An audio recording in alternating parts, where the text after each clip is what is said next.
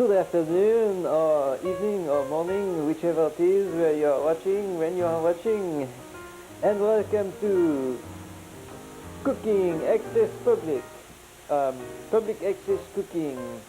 I am Jacques, your host for the culinary experiment we call Access Public Cooking. We are going to make a traditional American dessert, which I'm sure all of you have had before, but which I'm also sure very few of you know how to make this traditional American dish. This is apple pie.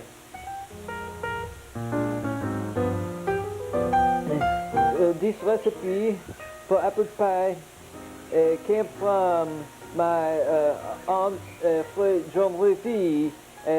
She had made this apple pie for all of the gatherings of our family, our reunion, Christmas, although we had no Thanksgiving in France. This is actually a very simple recipe. Very few people realize how easy it is to make apple pie. And once I have begun to show you and have done showing you, you will realize that you can yourself make your own apple pie. Now, of course, the first thing we will start with is the crust. Now, don't run away. Don't run away out into your garden. Don't turn off the television. I can show you a simple, easy way to make crust. Now, it's a very simple recipe which anyone can memorize. Excuse me, I have this cockatoo bird. Iris, listen, Iris, please, we are trying to make television show. He's crying, singing all the time. It's not going to help us. We're only going to hear you, the people in the audience are wondering, what is all of this singing? Please excuse Iris. Now, back to the recipe.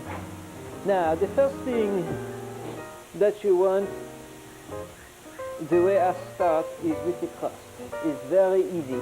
This crust you may use with any kind of pie, with a quiche, with a pumpkin pie, with a blueberry pie, with a mincemeat pie, any kind of pie. You can use this recipe to make the crust.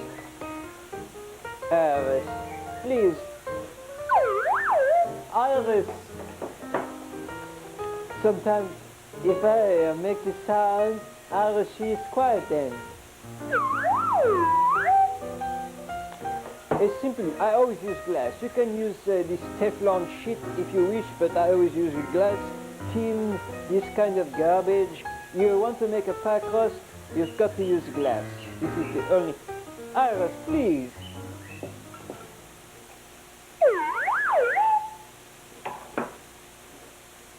Every pie, unless it is pumpkin or quiche, has a bottom and a top. Now, I will show you how to make each one you do separate. Now, let's say I am going to make, in this case, a bottom and a top for the apple pie. Each layer is a 1/2 cup of, excuse me, 1 cup of unbleached all-purpose flour, any kind you wish. There's a 1 cup. That's the bottom. We take another cup.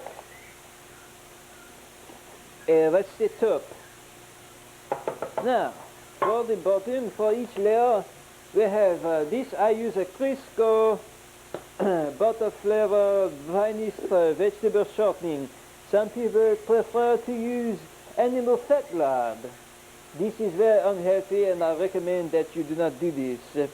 Now, each layer has 5 tablespoons of this shortening. So that is a total of 10, which means there are 8 tablespoons in each half cup, which means you take 1/2 cup, the shortening, and then you add 2 tablespoons. Well, my other half cup measure. Come with me. Iris, please You're making so much noise. This is 8 tablespoons. Now, what we need in order to have the proper measure is 10 tablespoons. So this looks like about 2 tablespoons to me, so I'll throw it in there. Very few people who make apple pie realize that the key to having a flaky crust, a flaky succulent crust, is using cold, very, very cold water when mixing the crust. I have mine refrigerated here. It's about 38 degrees Fahrenheit, which is close to 0 degrees Celsius. Excuse me, I want a little cook. 6 tablespoons. 1, 2, 3, 4, 5, 6, 6. Improperly mixing will make nothing but a lumpy, disgusting crust, which no one will want to eat, and everyone will flee your house as though you have leprosy or the plague. The first thing we do is I take a knife and I cut the shortening into the flour. Begin this process. Then I stop, put the knife down, take my pastry gadget. I don't know what they call this. I say it's a pastry gizmo higmajigger. And now we take this and we work the water and the shortening into the flour, making certain to do this evenly. But we want to be careful not to overwork this flour. If it is overdone, and you have to keep your knife on hand to get these big globs of shit out of there. This merde, get out! And then you continue to work. This is getting close to what I want. And what you want, and what we want, if we are going to please the people who will be eating this apple pie, is something that is not too sticky and not too dry. I am on television. You are not on television. I'll have to put you in the basement. I'll have to muzzle you. Iris, please, my little cockatiel. You're disturbing the show. How can I explain the people to apple pie making on Access Public Television cooking if you are always interrupting, making so much noise? Thank you. Thank you. I appreciate it. I promise to give you some special little nuts if you just be quiet for another 20 minutes.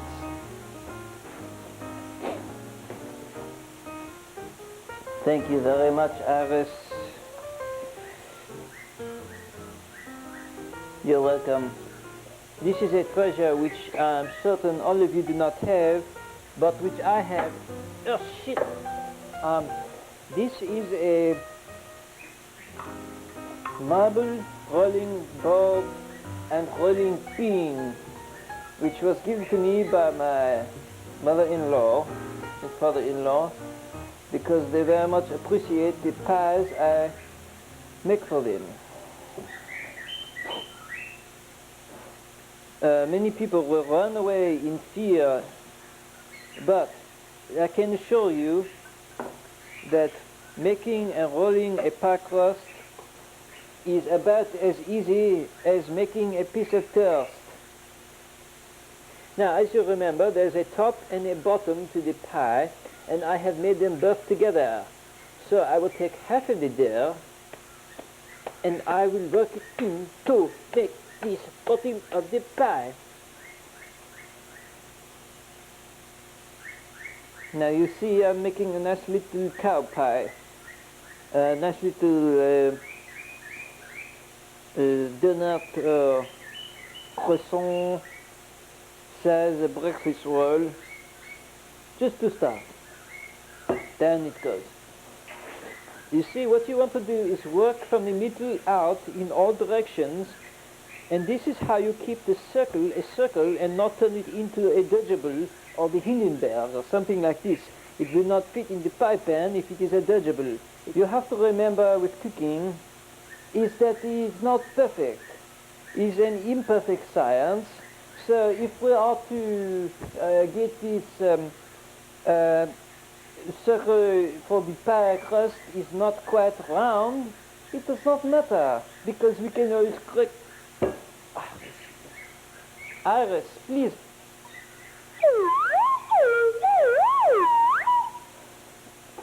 I'm sorry I have to do that. It's the only way I can get her to be quiet.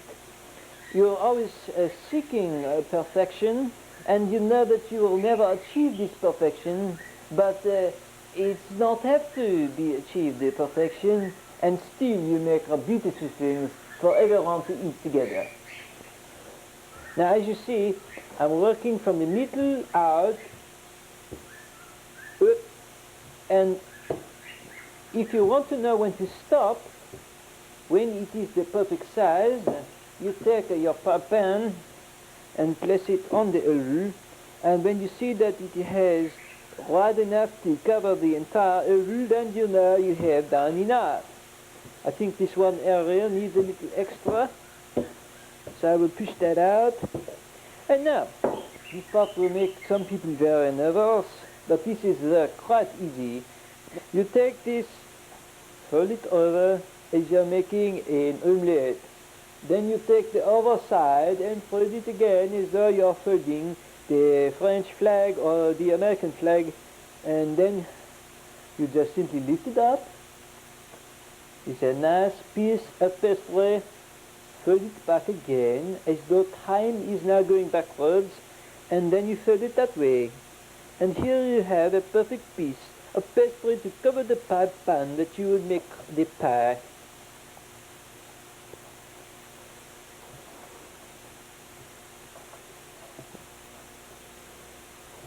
And voila, we have finished the top of the apple pie. I will put this aside, and now we will move on to the apples themselves, which is even easier than the first. Iris, you have been quiet for the last 10 minutes, and now suddenly you feel as though you want to make noise again. I think we must have the perfect farm-grown apple. It's not perfect. As I was telling you, the sucker is not perfect. It can be rolling is not perfect. Sometimes the apples are not perfect. For instance, my God, this apple is horrible. Who has brought this apple in here? Here we have most of these apples are good, but you see that they have wormholes in them. This is because they have had no pesticides, and the worms can get into these apples. The simple solution is we must take the paring knife, and we must perform apple surgery. It is, in my opinion, that if you are going to go to all the trouble to make an apple pie, it might as well have a goddamn lot of apples inside of it. Now be quiet, Iris.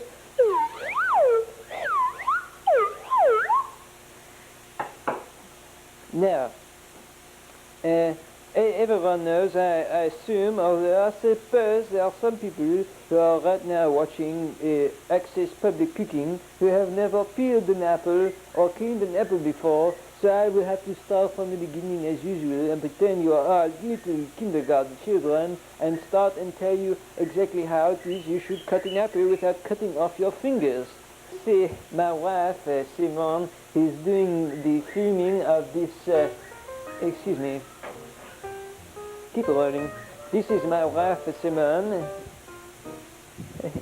Doesn't she look like the most beautiful and the most scrumptious wife anyone could ever have? I have my pie shirt on too. Yes, it has little slices in it like a pie. And I think she's just the most adorable, beautiful wife, and without her, I would be nothing but a mollusk. Now, here you go. as she likes to make me remember, we take our organic things like apple peels and things like this, put them in a wastebasket and throw them in a neighbor's yard. In the corner where they cannot see it, and this way they decompose. The neighbors smell this decomposition, but we do not have the smell, and we have less of a garbage bill.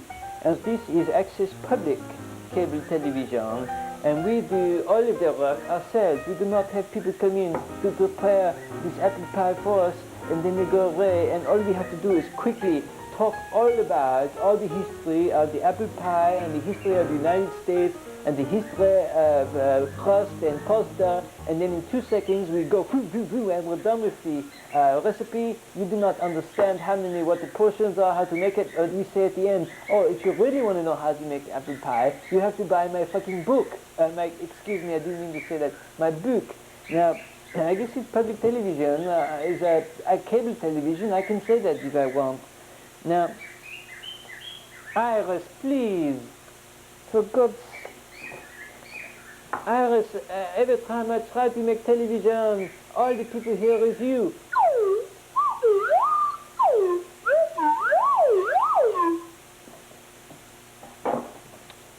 So we have these worms inside the apple, so the first thing you want to do is peel.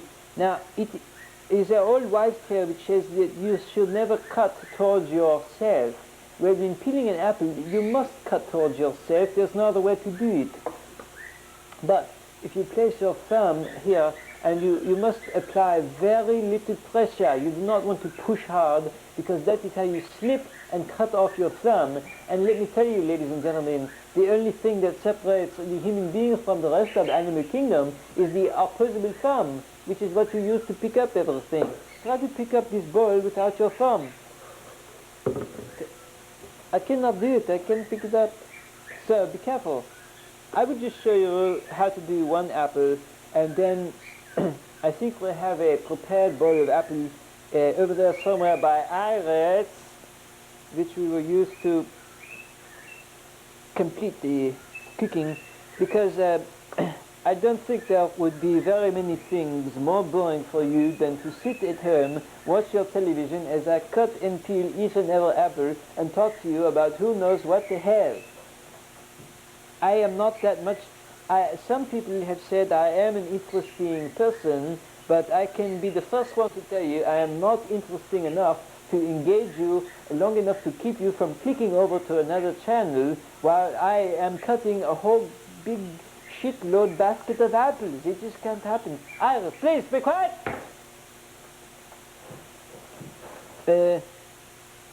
You cut, taking the core away to go into the neighbor's yard, and now some people prefer small chunks, some people prefer big chunks. This is the reason why you want to try this yourself, because you know what you like and you can do it yourself and do it your own way when you make your own apple pie. I like to have the big chunks like this. Big pieces of apple, because then you want to chew, you bite into the apple pie, you know you're eating apple, that you're not eating some blueberries. And there we have a nice big bowl of apples we fit in the apple pie. And as they say, if your cockatiel is too much noise making, then on your shoulder you should be him taking. So now he's quiet. Careful. Unfortunately, I was warning you about being careful, and I have not been so careful myself. And I also forgot to tell you that when I am apples cutting, I always like to have some wine. Perhaps this is not a good combination, but I think it's a good kind of joyful way to pass the time. And unfortunately today I have had drank a bottle and a half, I think, or 2 bottles of wine for each bowl of the apples. Excuse me. Now, careful, Iris. This is can you see, this is a quarter cup. This is a granulated regular sugar. I put the quarter cup in there, perhaps a little more, and I need a mixing spoon. Careful, Ares, sorry.